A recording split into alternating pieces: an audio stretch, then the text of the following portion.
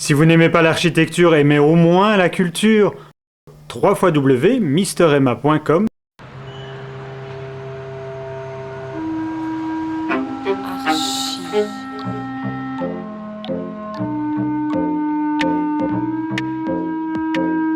Pierre, bonjour. Bonjour Pierre. Ça va bien? Ça va très bien. Écoute, moi je pensais que tu étais plutôt accro à la Duvel plutôt qu'au au vin rouge, mais non. Et voilà, c'est le vin rouge. Quelle drôle d'idée. Et oui. Alors j'ai beaucoup entendu parler de toi pendant tout le temps que j'étais avec Paul. Ça fait combien de temps que tu travailles avec Paul? 6 ans, depuis 2002, oui. C'est Paul qui m'a appris mon métier. C'est vrai. Tu n'as pas été à l'école? Avec beaucoup de patience. Ah d'accord. Et puis voilà, maintenant on s'amuse, on prend du plaisir. Donc tu es rentré comme associé dans la société O2, en tout cas elle s'est créée grâce à avec ton association en août de 2008. Et c'est également de tout nouveaux projets alors qui arrivent dans le bureau d'architecture. Est-ce que tu peux m'en parler? On a fait un projet sur la rue d'Arscott. Alors, j'ai fait beaucoup d'émissions sur la rue d'Arscott et sur tous leurs problèmes. Alors sur laquelle en fait? Le projet d'angle. Ah, le projet d'angle. Le projet d'angle, voilà. Je vois. Rue du Pont. Non, rue d'Arscott. Rue de la Reine. D'accord. Voilà. C'est un projet d'ailleurs qui a été publié dans un petit bouquin que j'ai pris là, que je trouve très Mario bien. Gherzaniti. Il en fait la couverture. Il en fait la couverture et c'est Maurizio Cohen, C'est qui Maurizio est un Cohen. grand critique d'architecture, Tout à fait. qui l'a fait et il a présenté notre projet, ça m'a fait plaisir. On y croyait dur comme fer, on aimait beaucoup ce projet et Oui. on a été sélectionné, mais on a été second, on n'a pas été lauréat. C'était pour moi C'est une chance, tu sais, parce qu'ils ont beaucoup, beaucoup de problèmes. problèmes. Ceci dit, il faut savoir. Et Pierre, c'était vraiment un des premiers projets, il s'était investi avec moi. Et ceci dit, on fait beaucoup de concours qu'on ne gagne pas, hein, il faut le savoir. Beaucoup. Mais il y en a certains, on dit c'était pas pour nous, et d'autres, celui-là, on s'était dit c'est pour nous. Ouais. Le contexte nous plaisait énormément. Tiens, le compte. Pourquoi? Qu'est-ce que la rue d'Arscott? Mais d'abord, hein, toute cette vie nocturne, Oui. les prostituées. Ce sont des joyeux fêtards. Les gens, une certaine catégorie de la population qui vit quand même là, devant l'immeuble, une mer de rails de chemin de fer. Splendide. Splendide, Et on tout à était, fait. moi j'ai été vraiment bouleversé, je me suis dit là, je vais intervenir. Et qu'est-ce que vous aviez proposé alors comme projet? Mais c'était un projet, en fait, l'originalité du projet, l'originalité visuelle, hein, parce que le projet était quand même intéressant, mais c'était la façade qui était en polycarbonate. Oui. Et donc l'adjudicateur a eu peur du vieillissement de ce matériau. On essaie, nous, Pierre l'expliquera toujours, de renouveler un peu notre palette de matériaux, d'aller voir, bon c'est compliqué, hein, parce que surtout au niveau belge, la production reste très traditionnelle, hein, on fait du béton, des briques, des blocs et de l'enduit. Et dès qu'on veut sortir de ça, on doit affronter des difficultés, mais on aime bien ça. Et je pense que Pierre m'a apporté aussi beaucoup dans ce genre de démarche. On a une expérience différente, on la partage et on essaie surtout de se mettre dans la peau des occupants et pour les mettre en scène dans l'espace. Donc c'est pas de l'architecture objet que vous avez proposé? On essaye de s'en protéger, mais évidemment c'est difficile d'y résister, donc parfois Il n'y a pas ce qu'on ne veut pas, c'est une recherche stylistique, quoi. Mhm. Ni dire on est moderne, ni dire on est classique, ni on est postmoderne, ni on est baroque. On veut essayer d'éviter tout ça et que finalement... De répondre aussi à la question qui vous est posée par rapport à un projet. Oui, c'est très difficile parce que ça veut dire qu'il faut se mettre dans la peau du personnage, on va dire. Oui. Et nous, c'est vrai que c'est ça, on prend beaucoup de plaisir à ça, c'est à se construire des scénarios possibles ou non, au moins possibles. Ceci dit, on a beaucoup de chance parce que moi, pendant 30 ans, j'ai fait beaucoup de logements, j'ai fait beaucoup de logements individuels. Et je veux dire, il y a une certaine lassitude, même si c'est nécessaire pas toujours, parce que les choses de luxe, à partir d'un certain moment, on s'en lasse, on se pose des questions si c'est vraiment utile ou si on est vraiment utile.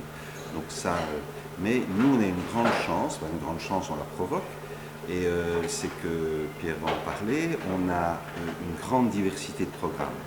Donc après le musée du jazz, il y avait ce fameux bâtiment qu'on n'a pas eu, qui était des logements sociaux dans un cas tout à fait particulier, dans un contexte tout à fait particulier. Et après ça, On a remporté plusieurs appels d'offres, dont une crèche avec 3 logements pour personnes à mobilité réduite, une salle de sport de quartier, une école de danse privée, des logements d'artistes à Saint-Josse, voilà. Et donc c'est peut-être ça que tu pourrais expliquer. C'est vrai que c'est des types de programmes qui nous permettent peut-être plus facilement, par rapport à ce qu'on disait juste avant, ça nous permet plus facilement d'expérimenter, en tout cas de rechercher différentes façons d'utiliser différents matériaux, donc détourner des matériaux pour justement proposer une autre possibilité d'appréhender l'espace et la matière. Par exemple, pour la salle de sport de Scarbet qu'on vient de remporter, tu as eu une démarche que je n'aurais jamais faite. Pierre est allé voir il est allé se balader dans le quartier, faire des photos avec les enfants qui jouaient sur les places, etc. Il est allé voir les éducateurs. Il a fait tout un travail préparatoire pour ne pas figer un programme dès le début et avoir une certaine souplesse. On prend ou on ne prend pas. Parfois, ce n'est pas forcément parce que ça vient de l'occupant que l'idée est intéressante. On peut lui prouver que ce n'est pas intéressant. Mais tout le travail d'analyse au début a été fait comme ça. Et puis, explique pour éviter, encore une fois, de venir déposer un objet. Un équipement public, pour nous, c'était de l'espace public. Donc, on s'est battu pour que ce ne soit pas une façade. Donc, on a retravaillé, on a repensé l'idée même de la façade. Et pour nous, on voulait à la limite traiter ça comme une entrée de parc. Donc, qu'on ne perçoive pas une façade dure, mais plutôt une perméabilité. Et que le quartier puisse prendre conscience de cet équipement public et qu'il puisse aussi s'approprier avec un espace semi-public qui pourrait s'approprier avant d'accéder à l'équipement public même. La crèche et les logements pour personnes en mobilité réduite à Saint-Josse sera Donc la crèche se trouve à Saint-Josse également. Oui. C'est le même bâtiment. Et ça se trouve où? Rue Saint-François. Ah, rue Saint-François, en face de la piscine, où je vais nager tous les matins. Ah ben voilà. Ah, là, c'est vous qui faites les travaux là-bas. Vous verrez 3 logements d'artistes et après une Qui crèche. sont dans ce qui était Une la impasse. petite impasse. Une venelle, oui. Voilà. Ouais. Et la crèche, elle est plus à rue alors. C'est Elle ça. sera à fond. Viendra après. D'accord. Et Mais l'occupant ça, l'intérieur. ça c'est quoi? C'est pas les occupants. Ça, c'est les maisons d'artistes qui sont là également. Voilà, Oui. il y avait 4 petites maisons vétustes, Oui. 2 étaient complètement délabrées, donc Vas-y, c'est bois. très bien, c'est très bien. On a décidé de... Moi, je n'ai Il n'y a rien. que lui qui boit, hein, Oui, oui, t'as oui, remarqué. je remarque Je ça. vais vous servir un verre. Oui. Non, reste là. Et donc, on a démoli 2 maisons et on a refait tout un ensemble de façades métalliques. Oui. Et en gardant une petite venelle et en créant des logements assez singuliers qui ne ressemblent pas à d'autres logements pour permettre que le séjour devienne atelier, Oui. qu'ils reçoivent ou elles reçoivent, parce qu'il n'y a pas que des hommes artistes, des amis dans la cuisine pour manger un petit bout. Enfin, on a essayé de créer une ambiance comme ça. Est-ce que lorsque vous créez quelque chose, vous pensez également à l'écologie et à l'économie durable, ou en tout cas à la construction durable, termes qui sont très à la mode aujourd'hui? Oui, c'est ce qu'on disait, on essaie de l'interpréter à notre manière. Il faut, je pense, construire de manière avec des technologies plus sèches, plus légères, Oui. qui permettent l'évolution. On le connaît aujourd'hui, on le sait, quand on transforme des bâtiments, on démolit beaucoup de bâtiments et on transforme de manière lourde. Donc l'idéal serait de concevoir des bâtiments, des projets qui peuvent être retravaillés, qui peuvent évoluer avec les modes de vie de manière beaucoup plus souple.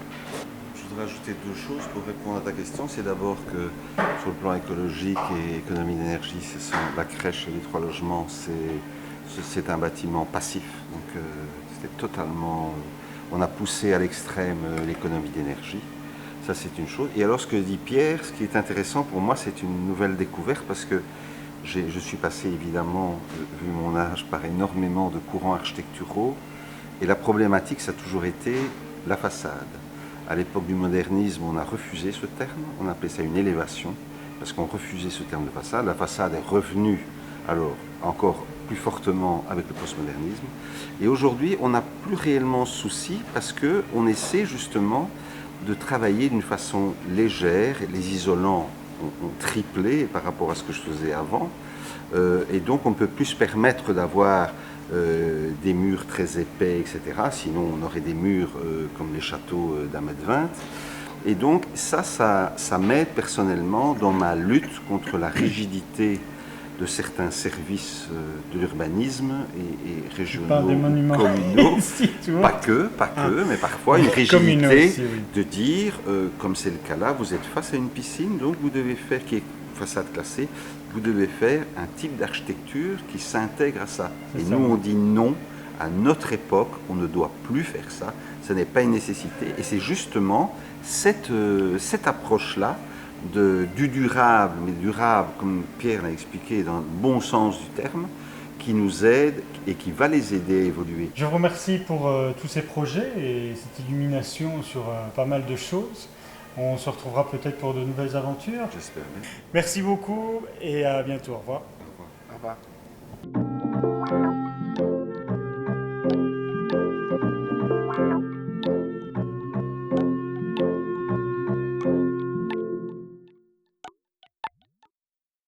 Vous en voulez encore? Surfez sur le guide de l'habitat sur internet www.archiurbain.be.